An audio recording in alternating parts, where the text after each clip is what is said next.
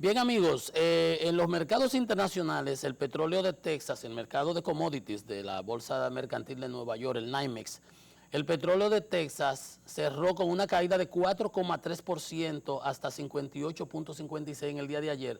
Recuérdense que ayer había tenido un repunte de alrededor de 6% por el lío que hubo con el Evergreen, el barco que se atascó en el canal de Suez y dejó como 150 embarcaciones que no podían cruzar, donde se cruza del Mar Rojo para acá, para entrar del Oriente Medio, para entrar para acá, para el Mediterráneo y todo este sitio, y aquí Occidente.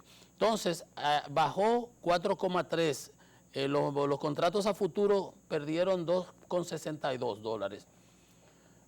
El barril del West Texas Intermediate, pero sin embargo ya esta mañana a las 6:30 cuando yo miraba las cotizaciones estaba en 59,85, había repuntado $1,51, había tenido un repunte de 2,59. Ustedes ven cómo subió 6, bajó 5, ahora sube 2, etcétera, etcétera.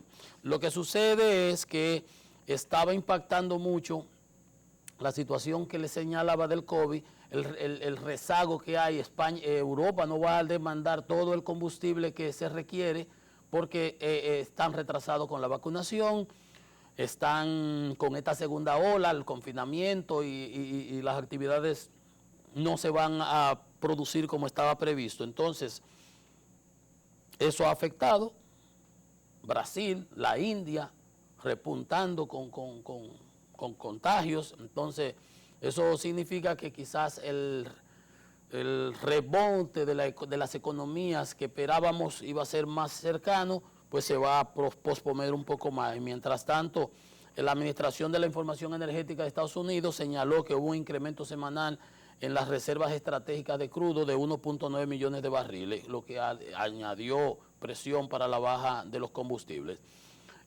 Bueno, pero como quiera, yo creo que el gobierno va a anunciar un congelamiento de los combustibles en el día de hoy porque bajó el promedio. Para mí el promedio, no lo voy a buscar los 5 días, pero el promedio desde la semana pasada, en promedio el combustible descendió para los fines que estuvo la semana previa, lo cual implica que el gobierno ahí tendrá un respiro, porque toda la semana venía asumiendo subsidios, ahí tendrá un plus, una ganancia. Era negativo, aquí va a tener un positivo.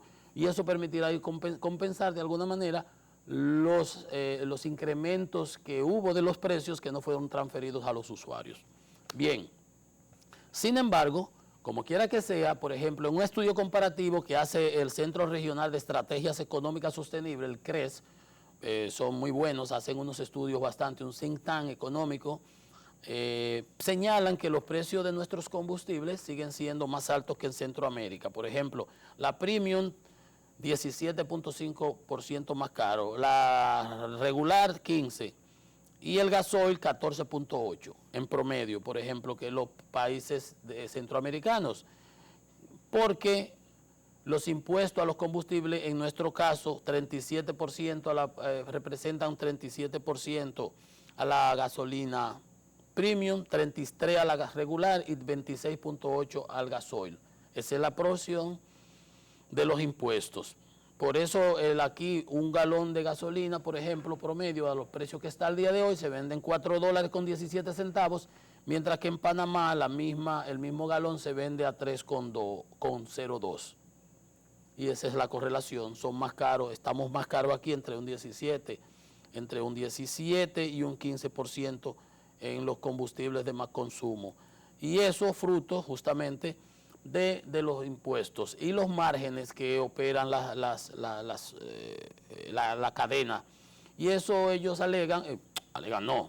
explican que eso afecta la competitividad de nuestro país en relación a Centroamérica.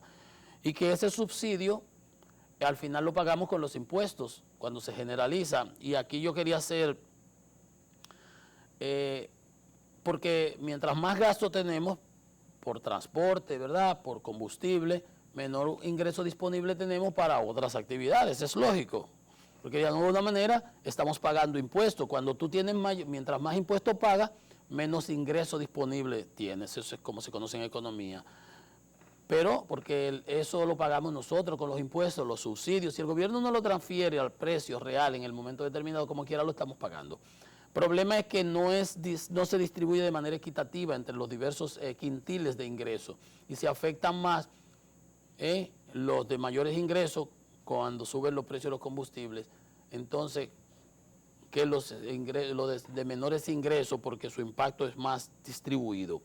Entonces, cuando se subsidia, ahí el subsidio, al ser generalizado, beneficia más a los de mayores ingresos, y ahí hay un problema, ¿verdad? Cuando se le pone impuesto a los combustibles, también se busca desincentivar el consumo. Nosotros no somos productores, nosotros somos importadores netos de combustible. Entonces nosotros, mientras más combustible gastamos, más divisas necesitamos. Entonces, tenemos que producir más divisas para poder comprar, y eso nos afecta en la balanza de pago, ¿verdad? En la cuenta corriente. Entonces, eso hay que verlo de esa manera, que tiene que ser de manera integral. Y el gobierno, cuando subsidia, tiene que tener pendiente eso. ¿A quién quiero beneficiar? ¿A quién quiero o cómo lo estoy haciendo? Tener conciencia de que se está haciendo. Mire, según un estudio que presentó el Ministerio de Planificación, Economía y Desarrollo, los subsidios que el gobierno gastó de 133 mil millones de pesos destinados al FASE y Quédate en Casa, evitaron obviamente que frenó la pobreza. Dicen hoy que fueron unos 752 mil personas que se evitaron que cayera la pobreza. Yo recuerdo que los otros días habíamos visto, esa misma cifra se manejó como 500 y tanto, pero bueno, si son 700, pues 700. Que el programa Fase 1, el que se financiaron a los empleos formales cubrió el 73% de las personas suspendidas. Sin embargo, el programa PATI tuvo problemas de focalización y no fue efectivo. Ya lo quitaron, ahí se destinaron 7.420 millones. Y el de Quédate en Casa, 76.264 millones. Entonces, el FASE en sus dos modalidades alcanzó 49.380 millones que ayudaron a compensar. Lástima que eso no nos tocó a nosotros ni un chele de eso. Ese gasto destinado a esos programas de asistencia social que evitaron que muchas personas cayeran y pasaron 268.000 personas por debajo de la línea de pobreza monetaria, por debajo de la capacidad de poder cubrir sus necesidades básicas y perentorias, como quieras, ese gasto que evitó que 752.000 personas, como dice ahora, cayeran por debajo del límite de pobreza, representó un 10% del presupuesto nacional. O sea que hubo que coger un 10% del presupuesto para compensar fruto del COVID. Fruto del COVID. Señores, el COVID no ha sido una situación para tomarla a juego en ninguna de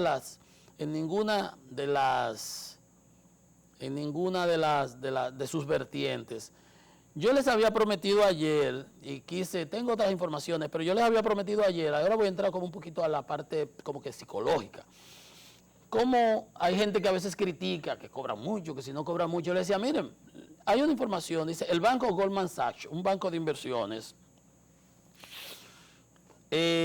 hizo un estudio, una encuesta entre sus trabajadores, y oigan la realidad de esto, por eso es que es bueno saber este tipo de cosas. Dice, se quejaban los trabajadores, los empleados del banco, dice, jornadas de más de 100 horas, 105 horas semanales, y que solían dormir solo 5 horas al día. Falta de sueño y depresión, hasta se suicidan esos muchachos. Dice, los analistas del Departamento de Banca de Inversión de Goldman Sachs denunciaron recientemente las condiciones inhumanas en las que trabajan, porque en este mundo remoto, como estamos, telemático, trabajando hasta de las casas, tú estás conectado a las 24 horas, como le decía, porque cuando abre Taiwán tú te piensas acotar y te manda de allá y te llega el chino de allá mandándote una cosa y el ruso de por aquí y el otro de la India y el de otro para acá. Y entonces un mundo tan interconectado, tú tienes que saberte programar, y si te exigen y los jefes tuyos están encima tuyo, entonces jornadas de hasta de 20 horas al día. ¿Ven ustedes? No es pan, cuando le pagan 150.000, 200.000 dólares al año, más los bonos, más lo que sé yo qué, porque que esos muchachos se explotan en un periodo tan rápido que trabajar en un trading room, en estos bancas de inversión, esto no es un fly al catcher. Por eso, bueno, obviamente, Dice uno aquí, oigan esto, no es adecuado para mí trabajar entre 100 y 110 y 120 horas a lo largo de una semana. Las matemáticas son simples, eso solo te deja 4 horas para dormir, comer o darte una ducha. ¿En eso consiste la vida? Si tú tienes 20 horas trabajando. Había momentos, oigan esto, había momentos en que no comía, no me duchaba o hacía otra cosa que no fuera a trabajar desde la mañana hasta la medianoche. Después, indiscutiblemente, que esa experiencia y ese trabajo y esos conocimientos hay que pagarlos. Hay que pagarlo.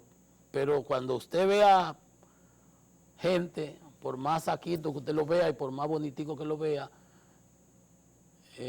analice detrás de que no es tampoco por carita que le están pagando lo que le pagan, o por carita que lo contrataron, ahí realmente le exigen. Y eso es bueno tenerlo pendiente. Bien, amigos, gracias por su amable atención. Hemos llegado al final, otra semana más de Economía y Mercado.